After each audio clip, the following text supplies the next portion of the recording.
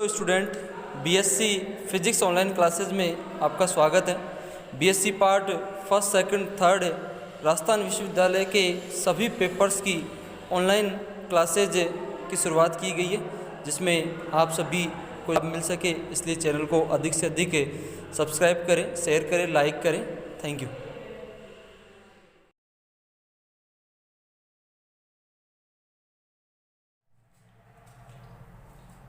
Hello student, मैं हूं आपका फिजिक्स गुरु श्रीराम यादव।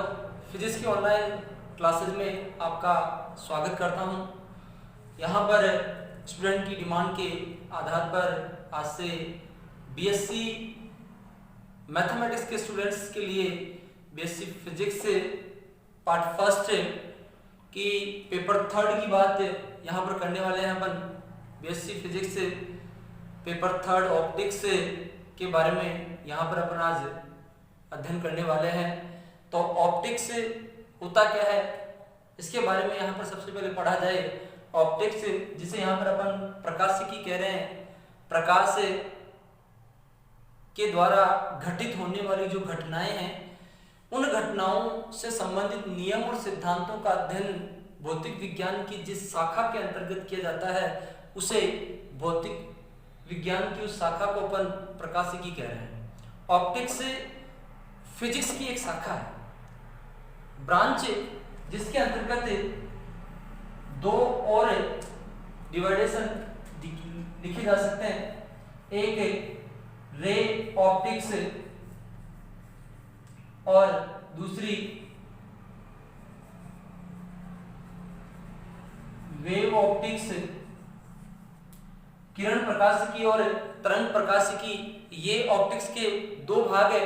यहां पर ऑप्टिक्स में अपन रे ऑप्टिक्स के बारे में कोई टॉपिक्स कंसीडर नहीं कर रहे हैं, केवल यहां पर अपन वेव ऑप्टिक्स, जो तरंग प्रकाशिकी है, उस तरंग प्रकाशिकी का अध्ययन करने वाले हैं। अर्थात प्रकाश की तरंग प्रकृति होती क्या है, उसका अध्ययन करने वाले हैं।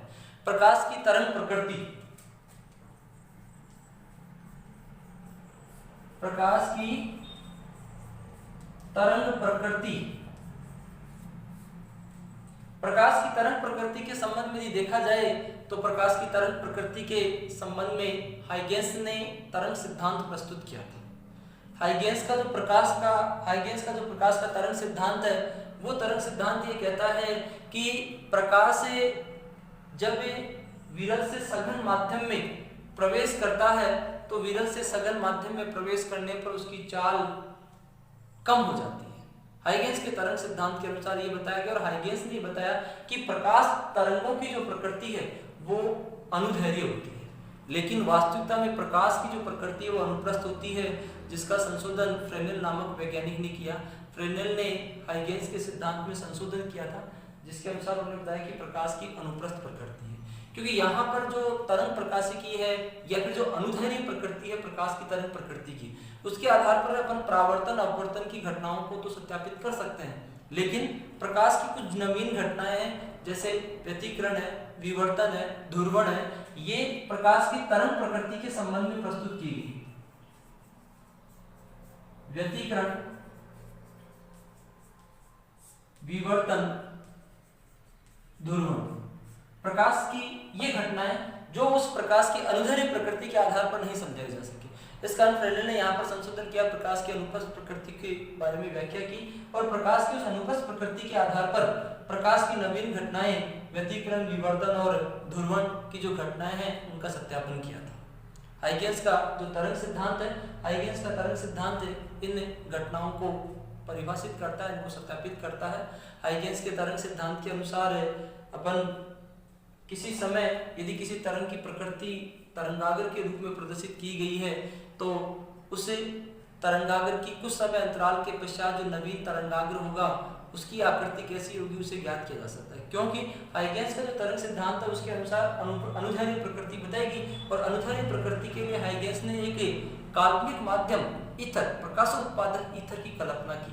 उन्होंने ये माना कि अपने चारों तरफ एक काल्पनिक माध्यम प्रकाशोत्पादक ईथर है, जो भारहीन अल्प घनत्व वाले पूर्ण प्रत्यास्थ कणों से मिलकर बना हुआ है, जो सर्वव्यापी है। लेकिन जब फ्रेनेल ने प्रकाश की अनुप्रस्थ प्रकृति की व्याख्या की तो अनुप्रस्थ प्रकृति के आधार पर उससे सर्वव्यापी माध्यम का होना जरूरी नहीं बताया गया, क्योंकि अनुप्रस्थ प्रकृति जो निर्वात जिसके आधार पर यह बताया गया कि प्रकाश तरंगे है वो निर्वात में भी गमन कर सकती है, इनके संचरण के लिए माध्यम की आवश्यकता नहीं होती है। यहाँ पर जो प्रकाश है एक विद्युत चुंबकीय तरंग है। मैक्सवेल ने इसकी व्याख्या की थी, न्यूटन ने इसके बारे में और विस्तृत प्रायोगिक व्याख्या की थी, जिसके आधार पर प्रकाश को एक विद्युत चुंबकीय तरंग कहा गया है। दृश्य प्रकाश तरंगे जो एक विद्युत चुंबकीय तरंगे हैं जिनके संचरण के लिए माध्यम की आवश्यकता नहीं होती है, और ये प्रकाश तरंगे अनुप्रस्थ प्रकृति की होती है, जिनकी अनुप्रस्थ प्रकृति को व्यक्त करें अपन तो उनमें विद्युत क्षेत्र और चुंबकीय क्षेत्र विद्यमान होता है जो एक दूसरे के लंबवत तरंग संचरण की दिशा के लंबवत होता है। इस प्रकाश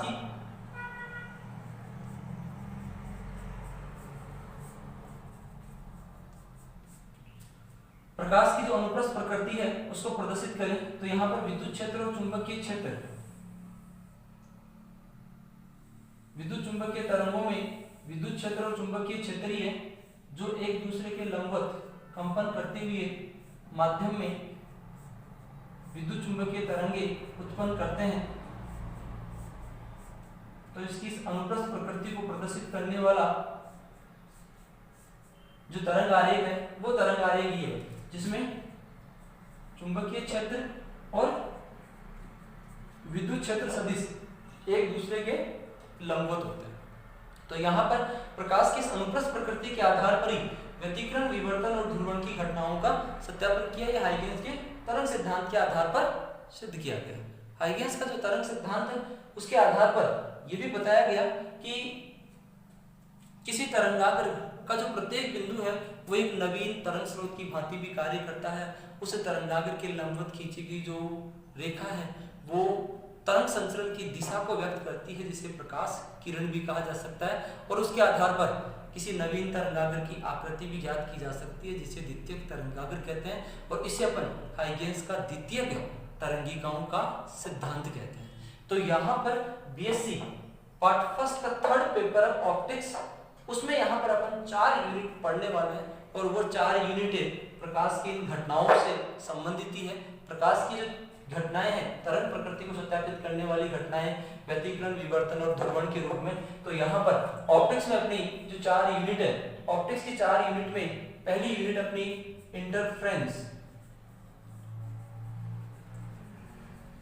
इंटरफ्रेंस, व्यतिकरण पहली यूनिट अपनी ये रहेगी। दूसरी यूनिट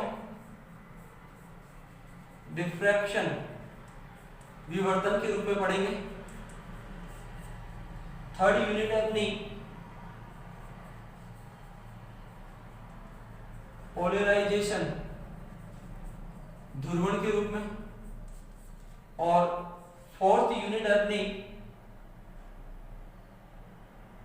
पहली व्यतिकरण, दूसरी विवर्तन, तीसरी ध्रुवण। चौथी यूनिट है यहां पर देखा जाए तो ऑप्टिकल फाइबर,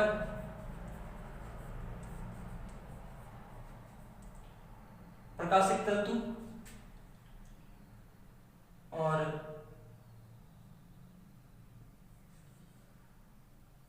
लेजर। और तीसरा टॉपिक है इसमें होलोग्राफी। प्रकाशिक तंतु, लेजर और होलोग्राफी चौथी यूनिट के अंतर्गत अपने 3 टॉपिक्स का अध्ययन करने वाले। तो ये अपनी 4 यूनिट है थर्ड पेपर की। फिजिक्स का थर्ड पेपर है बीएससी पार्ट फर्स्ट का, जिसके इन 4 यूनिट्स का अध्ययन इस पेपर के अंतर्गत करने वाले हैं। और यहाँ पर इंटरफेरेंस, व्यतिकरण, प्रकाश की घटना है, उसके बारे में यहाँ पर पहली यूनिट पढ़ने वाले हैं अपन। तो यहाँ पर पहली यूनिट अपन चालू करें तो यहाँ पर बीएससी पार्ट फर्स्ट का ऑप्टिक्स का जो सिलेबस है, उसकी जो यूनिट्स है उसके बारे में आपने देखा। अब इसकी पहली यूनिट आज से चालू करें स्टूडेंट। साथ साथ आपको नोट्स बनाते जाना है। जैसे जैसे क्लास पूरी हो रही है, क्लास के साथ साथ नोट्स आप उतारते चलो, याद करते चलो और समझते हुए आगे बढ़ो। ऐसे नहीं कि केवल नोट्स उतार रहे हैं, उसी में लगे हुए हैं, या फिर नोट्स नहीं उतार रहे हैं, केवल अपन समझ ही रहे हैं। तो ऐसा नहीं करना है, दोनों काम अपने को साथ साथ करना है।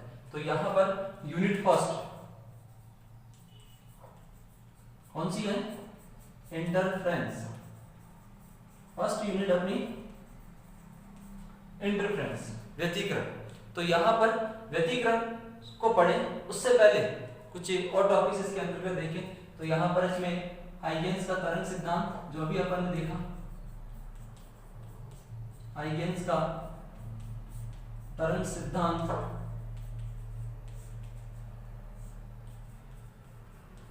तरंगाग्र क्या होता है उसके बारे में यहाँ पर अपन पढ़ने वाले हैं आज की क्लास में। कला संबद्ध,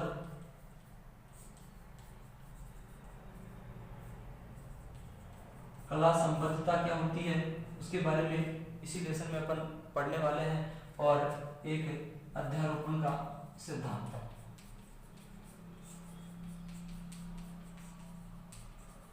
व्यतिकरण की घटना को पढ़ने से पहले यहाँ पर अपन इन 4 टॉपिक्स की बात करें आज की क्लास में, फिर अपना व्यतिकरण चालू करें। तो हाइगेंस का तरंग सिद्धांत, हाइगेंस के तरंग सिद्धांत के अनुसार, सीधी सी भाषा में से पढ़े, हाइगेंस के तरंग सिद्धांत के अनुसार, हाइगेंस का जो तरंग सिद्धांत है उसके अनुसार प्रकाश अनुदैर्ध्य प्रकृति का होता है और उसके संचरण के लिए एक काल्पनिक माध्यम ईथर है, उसके वो सर्वव्यापी, और उसकी कल्पना यहाँ पर हाइगेंस ने की। एक काल्पनिक माध्यम है प्रकाश उत्पादक ईथर जो सर्वव्यापी अल्प घनत्व वाले कणों से मिलकर बना हुआ है, और ये पूर्ण प्रत्यास्थ और भारहीन होता है। मतलब भारहीन नहीं, यहाँ पर इसकी कणों के घनत्व की बात करें, कणों का घनत्व बहुत ज्यादा है, अल्प है, और उसके साथ ही कणों का जो भार है वो अल्प नगण्य के बराबर माना जा सकता है। ये प्रत्यास्थ है, कहीं पर भी इसे संकुचित या विललित किया जा सकता है, इसके घनत्व को परिवर्तित किया जा सकता है। तो यहाँ पर हाइगेंस का तरंग सिद्धांत जिसका अध्ययन करने के लिए अपन द्वितीयक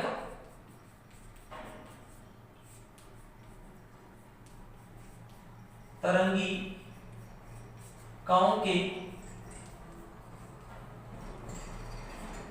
द्वितीयक तरंगिकाओं के सिद्धांत का उपयोग करते हैं। द्वितीयक तरंगिकाओं का सिद्धांत जिसके अनुसार द्वितीयक तरंगिकाओं का जो सिद्धांत है वो ये कहता है कि तरंगाग्र का प्रत्येक कण नवीन तरंग स्रोत होता है। तरंगाग्र का प्रत्येक कण नवीन तरंग स्रोत होता है, यही कहता है। दूसरा,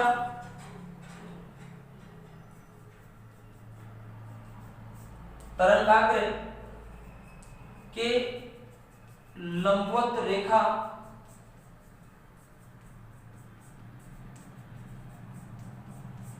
तरंग संचरण की दिशा को व्यक्त करती है।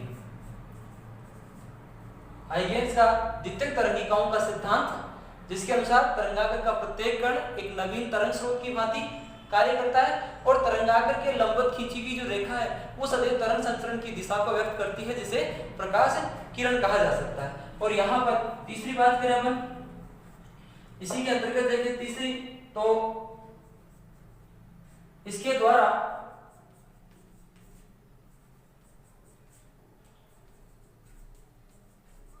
द्वितीयक तरंगाग्र की आकृति ज्ञात की जा सकती है।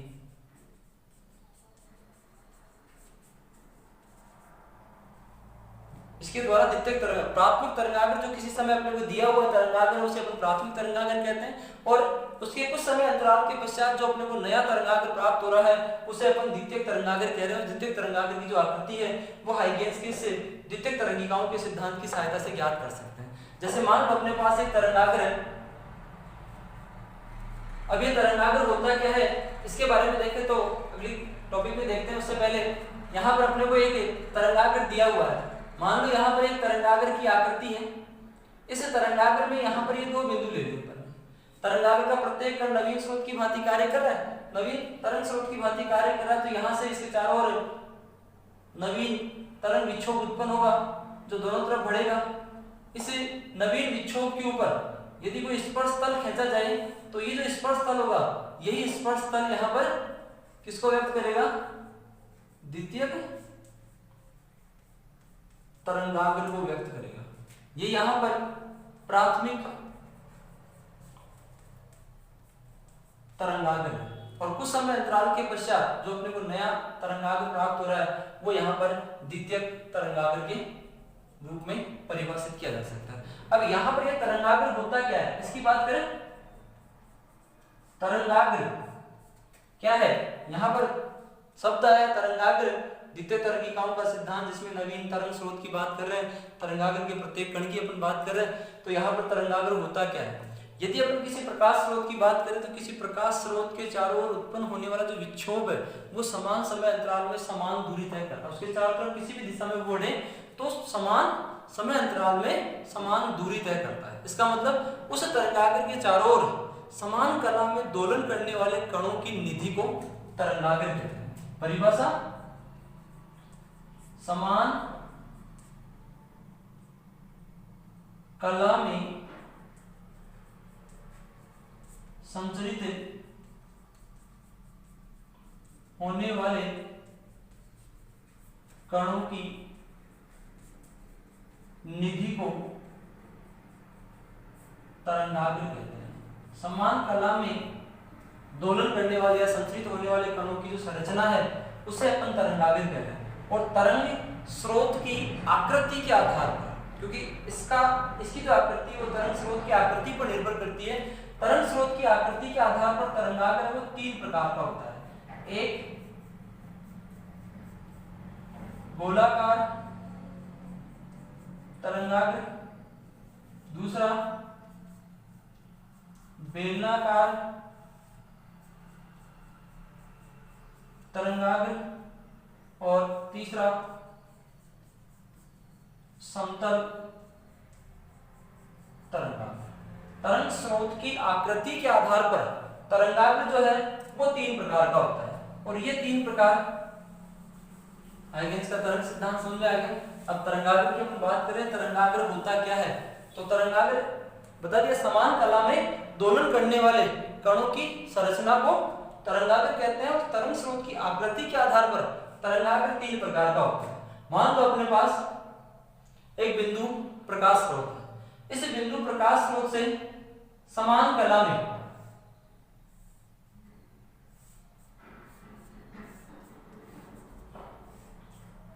इससे निकलने वाले जो कण है वो इसके चारों तरफ समान समय अंतराल में समान दूरी तय करते हैं।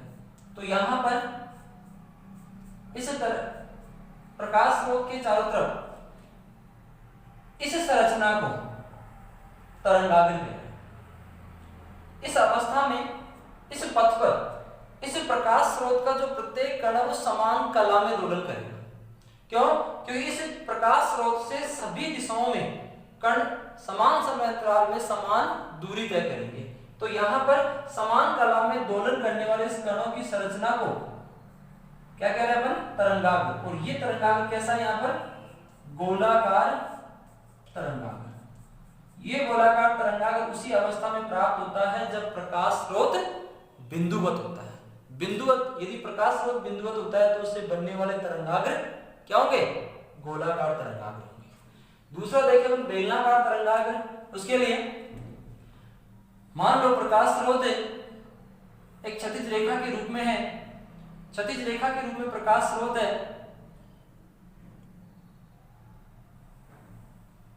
तो उस प्रकाश स्रोत के चारों तरफ क्षैतिज रेखा के चारों तरफ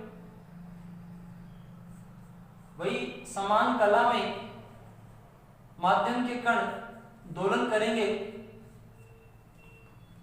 इसके इस तरफ भी जाएंगे, इसके इस तरफ भी जाएंगे, आगे भी जाएंगे, पीछे भी जाएंगे, मतलब चारों तरफ जाएंगे। तो यहां पर जब प्रकाश स्रोत कैसा हो? रेखीय। यहां पर प्रकाश स्रोत कैसा था? बिंदुवत।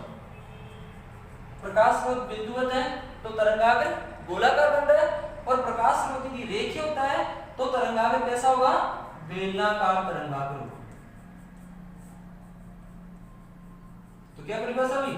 जब प्रकाश स्रोत रेखीय होता है तो उससे बनने वाले तरंगाग्र बेलनाकार कहलाते हैं। और तीसरा है समतल तरंगाग्र।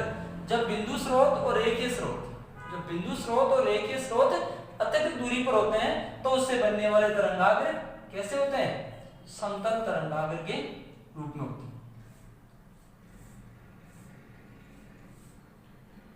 समतल तरंगाग्र के रूप में ये आगे बढ़ेंगे। कब? जब प्रकाश स्रोत बिंदुवत और रेखीय होता है, लेकिन उनकी फ्रैक्शन बिंदु से जो दूरी होती है वो बहुत अधिक होती है, तो उस अवस्था में कैसा तरंगाग्र होगा? समतल तरंगाग्र होगा। तो यहाँ पर तरंगाग्र के ये 3 प्रकार।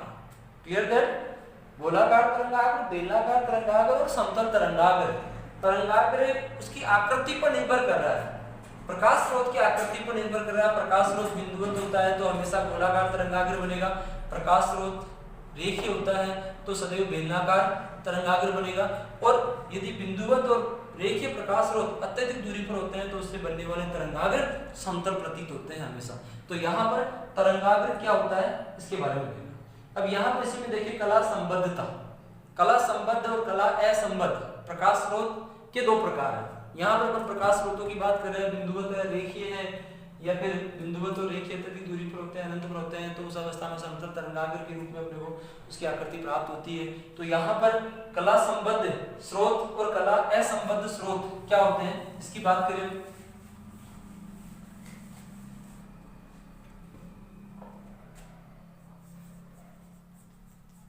कला संबद्ध स्रोत और दूसरा है कला असंबद्ध स्रोत।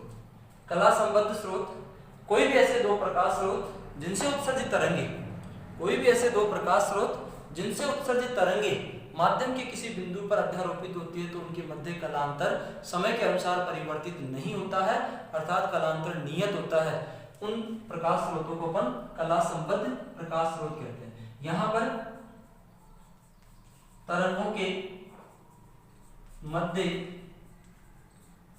कलांतर नियत होता है, या ये कहेगी कलांतर शून्य होता है। और यहाँ पर कला असंबद्ध स्रोत की बात करें तो कला असंबद्ध स्रोत जिनसे उत्सर्जित तरंगों के मध्य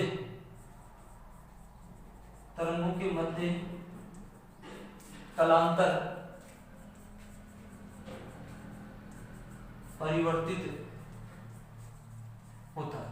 तो ऐसे प्रकाश स्रोत परिभाषा फिर से देखो, ऐसे प्रकाश स्रोत जिनसे उत्सर्जित तरंगों के मध्य कलांतर समय के साथ नियत होता है, परिवर्तित नहीं होता है, उसे अपन कला संबद्ध स्रोत कहते हैं। जैसे एग्जाम्पल के रूप में देखें तो इसका उपयोग यंग के द्विस्लिट प्रयोग में इसका उपयोग किया गया। इसी प्रकार फ्रेनेल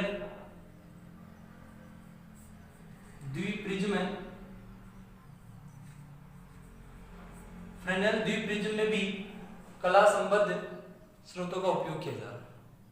यहाँ पर इसमें 2 काल्पनिक कला संबद्ध स्रोत लिए जा रहे हैं। कला असंबद्ध स्रोत ऐसे स्रोत जिनसे उत्सर्जित तरंगों के मध्य कलांतर समय के अनुसार परिवर्तित होता है, उन्हें अपन कला असंबद्ध स्रोत कहते हैं। इनके मध्य तरंगों के मध्य जो कलांतर होगा वो लगातार समय के अनुसार परिवर्तित होता रहेगा, नियत नहीं होगा, उन्हें अपन कला असंबद्ध स्रोत कहते हैं। और यहाँ पर स्रोतों के कला संबद्ध होने का जो गुण है उसे अपन कला संबद्धता कहते हैं। कला संबद्धता,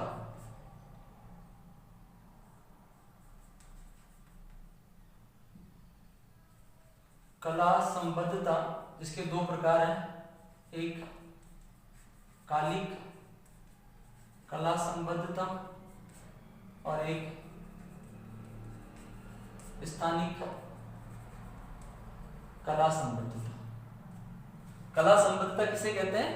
ऐसे प्रकाश स्रोत जिनसे उत्सर्जित तरंगों के मध्य कलांतर नियत होता है, स्रोतों के इस गुण को कला संबद्धता कहते हैं। और कला संबद्धता 2 प्रकार की, कालिक और स्थानिक संबद्धता के रूप में परिभाषित की जा सकती है। तो यहाँ पर हाइगेंस का तरंग सिद्धांत समझ में आ गया होगा, तरंगाग्र समझ में आ गया, और कला संबद्धता क्या होती है ये क्लियर होगी। अब यहाँ पर इसका चौथा पॉइंट देखिए, अध्यारोपण का सिद्धांत। अध्यारोपण के सिद्धांत की हम बात करें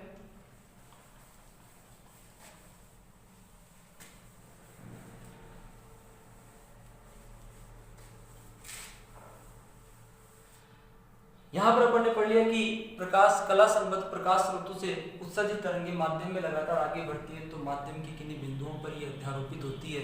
तो माध्यम के किन्हीं बिंदुओं पर ये तरंगे अध्यारोपित होती है, तो प्रकाश तरंगों जो परिणामी प्रकाश तरंग होती है उसके विस्थापन में, आयाम में और उसकी तीव्रता में लगातार परिवर्तन होता है। वो परिवर्तन यहाँ पर अध्यारोपण के सिद्धांत के रूप में अपन समझे। पहले उनके विस्थापन की बात करें तो अध्यारोपण का सिद्धांत, प्रकाश तरंगों के अध्यारोपण का जो सिद्धांत है, जिसके अनुसार यदि दो या दो से अधिक प्रकाश तरंगे इस अध्यारोपण के सिद्धांत की हम बात करें तो क्या लिख देता हूं मैं, दो या दो से अधिक प्रकाश तरंगे माध्यम में किसी बिंदु पर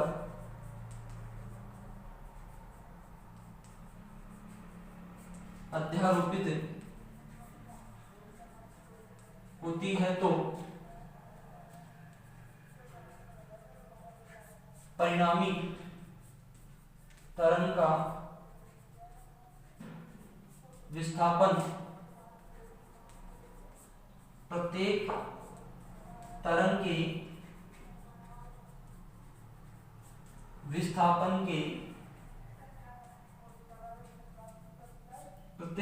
के विस्थापन के सदिश योग के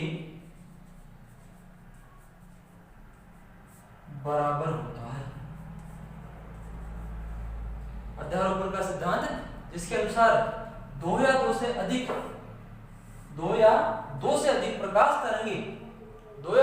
प्रकाश तरंगे माध्यम में किसी बिंदु पर अध्यारोपित होती है। दो या दो से अधिक प्रकाश तरंगे हैं जो उत्सर्जित होकर माध्यम में एक ही दिशा में आगे बढ़ती है और किसी बिंदु पर अध्यारोपित होती है, एक दूसरे से मिलती है। अध्यारोपित होने का मतलब एक दूसरे से यदि मिलती है तो परिणामी तरंग, उन दोनों तरंगों के अध्यारोपण के परिणाम स्वरूप जो परिणामी तरंग बनती है उस परिणामी तरंग का विस्थापन प्रत्येक तरंग के विस्थापन के सदिश योग के बराबर होता है। ये आपके अध्यारोपण के सिद्धांत का कथन, ठीक है। तो यहाँ पर मान लो n तरंगे और n तरंगों का जो विस्थापन है वो y1, y2, y3 के रूप में अप टू yn के रूप में है, तो परिणामी तरंग का विस्थापन जो y है वो y बराबर y1 plus y2 plus y3 up to dash dash yn तक लिखा जा सकता है। जैसे मान लो दो तरंगे हैं, प्रकाश तरंग अनुप्रस्थ प्रकृति की होती है, तो इन तरंगों की बात करें तो एक तरंग अपने पास ये है, ये इस दिशा में संतरित हो रही है। इसी के साथ में एक दूसरी तरंग और है जो समान कला में इसके साथ में आगे संचरित हो रही है। ये दो तरंगे यहाँ पर एक साथ एक ही दिशा में आगे की ओर संचरित हो रही है, तरंग फर्स्ट और तरंग सेकंड के रूप में। इन्हें अपन समान कला की तरंगे कह सकते हैं और ये कला संबद्ध स्रोतों से उत्सर्जित होते हुए एक ही दिशा में आगे बढ़ रही है। तो इनके अध्यारोपण से जो परिणामी तरंग बनेगी उसका विस्थापन, मान लो यहाँ पर इस तरंग का विस्थापन a है और इस तरंग का विस्थापन b है। विस्थापन का या आयाम तरंग के अधिकतम विस्थापन को ही आयाम कहते हैं। ये अधिकतम विस्थापन है और यही इसका क्या कहलाता है, आयाम कहलाता है। सही है। तो यहाँ पर इन दोनों तरंगों के अध्यारोपण से परिणामी तरंग जो बनेगी उस परिणामी तरंग का विस्थापन कितना होगा, y बराबर a प्लस b। अध्यारोपण के सिद्धांत के अनुसार प्रत्येक तरंग के विस्थापन के सदिश योग के बराबर होता है। तो y बराबर a प्लस b। तो परिणामी तरंग जो बन रही है उस परिणामी तरंग का जो विस्थापन है वो इन दोनों तरंगों के विस्थापनों के सदिश योग के बराबर होगा। और यहाँ पर परिणामी तरंग का जो विस्थापन y है वो ये तरंग यहाँ पर परिणामी तरंग, ये उस अवस्था में है जब यहाँ पर दोनों तरंगे समान कला में अध्यारोपित हो रही है। तो यहाँ पर ये जरूरी नहीं कि परिणामी विस्थापन बढ़े, परिणामी विस्थापन घट भी सकता है। कैसे? देखो यहाँ पर मान लो दो तरंगे हैं भाई, लेकिन ये दोनों तरंगे एक दूसरे से विपरीत कला में, यहां पर क्या थी, समान कला में, और यहां पर क्या है, विपरीत कला में एक दूसरे पर अध्यारोपित होगी। यहां पर इस तरंग का आयाम a है और इस तरंग का आयाम -b के रूप में यहाँ पर ऋणात्मक है। तो यहाँ पर परिणामी तरंग का जो विस्थापन है y बराबर a प्लस b, तो a प्लस माइनस b, वही सदिश योग करना है, तो y बराबर क्या मिलेगा, a माइनस b। तो परिणामी तरंग जो बनेगी उस परिणामी तरंग का विस्थापन, यह जो आयाम है y, ये रहेगा। तो ये परिणामी तरंग है। तो यहाँ पर जरूरी कि परिणामी तरंग का आयाम या विस्थापन हमेशा बढ़े, इसका आयाम या विस्थापन घट भी सकता है।